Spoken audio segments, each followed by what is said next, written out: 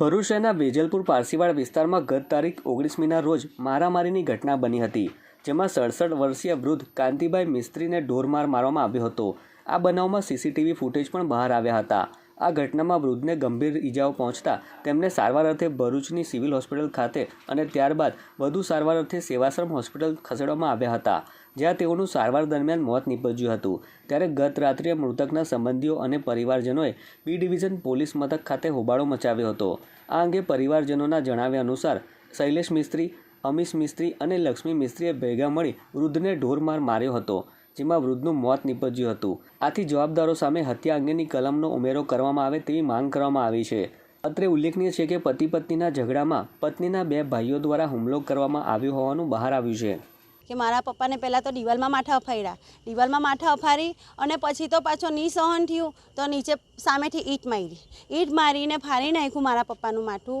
એ બી નહીં એને સહન થયું તો નીચે બોડી પડી તો એમાં બી એ સપાટા મારે, ને મારી પાસે બધું પ્રૂફ છે।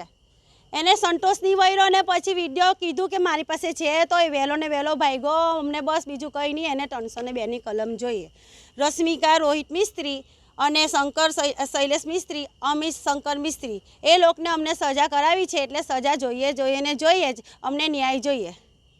આ લડાઈની અંદર અમારી બીજા મહિનાની 19 તારીખે અમારો મારામારીનો કેસ બન્યો હતો।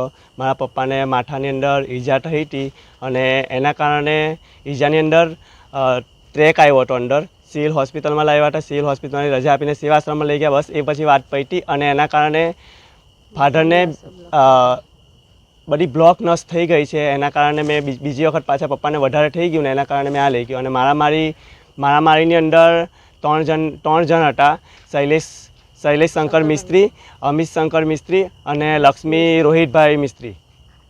બીજું કે આ મારા પપ્પાનું અત્યારે મૃત્યુ થઈ ગયું છે, અમને ખાલી ન્યાય જોઈએ, બીજું કશું નથી જોઈતું।